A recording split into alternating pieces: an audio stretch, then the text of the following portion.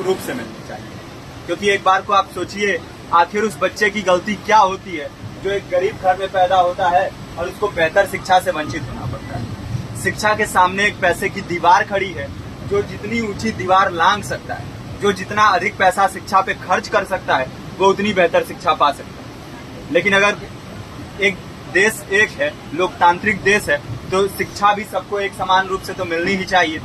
आज परिस्थिति ये है कि एक तरफ तो प्राइवेट स्कूल हैं जो लूट के अड्डे बने हुए हैं, वहां पे आप एडमिशन कराने जाएंगे तो सिर्फ एडमिशन के नाम पे ही आपको 10,000 20,000 रुपए देना होगा। और कमीशन खोरी का ऐसा धंधा है कि कॉपी, किताब, टाई, बेल्ट, ड्रेस, जूता कहाँ से खरीदना है ये आप नहीं तय करेंगे वो प्राइवेट स्कूल वाले।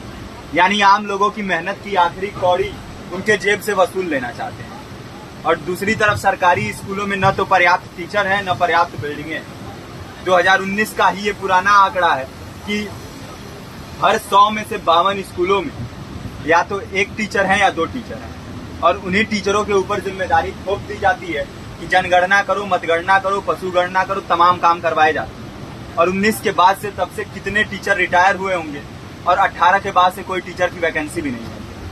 आप खुद भी सोच सकते हैं ये परिस्थिति और कितनी बिगड़ी हो। इसीलिए हम लोग ये मांग उठा रहे हैं, चाहे कोई राष्ट्रपति का बच्चा हो या किसी मजदूर का, सबको शिक्षा एक समान मिलनी चाहिए और निःशुल्क रूप से मिलनी चाहिए। प्रेमचंद ने अपने दौर में भी कहा था कि एक सभ्य समाज में ऊंची से ऊंची तालीम मुफ्त होनी चाहिए और इसका पूरा खर्च गवर्नमेंट को उठाना चाहिए, क्योंकि हमारे देश को फौज से ज्यादा आवश्यकता तालीम की है। और शिक्षा से जुड़ता हुआ ही दूसरा मुद्दा हम लोग उठा रहे हैं।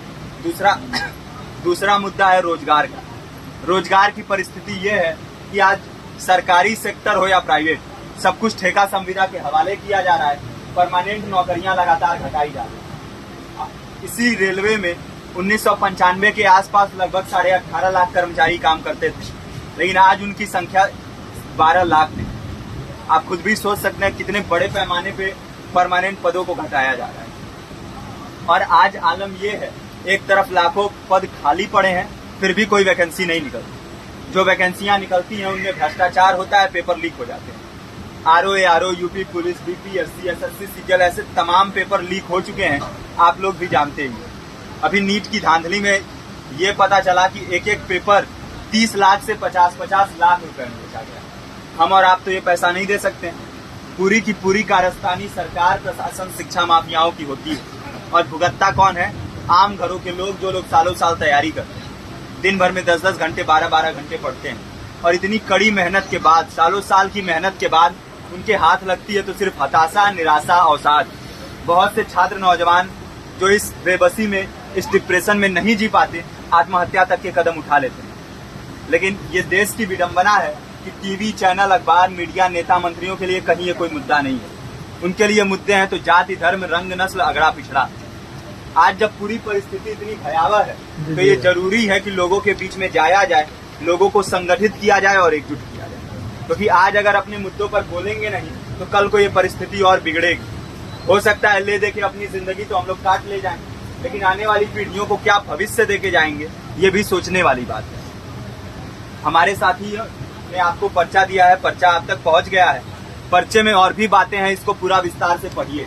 पर्चे में हमारा नंबर है, संपर्क कीजिए।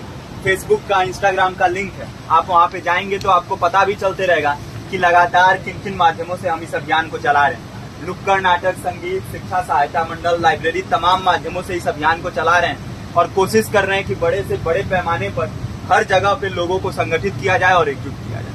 आपके बीच भी आए हैं आपका साथ और सहयोग दें। साथ इस रूप में कि आप भी हमारे इस कारवां और इस मुहिम से जुड़िए।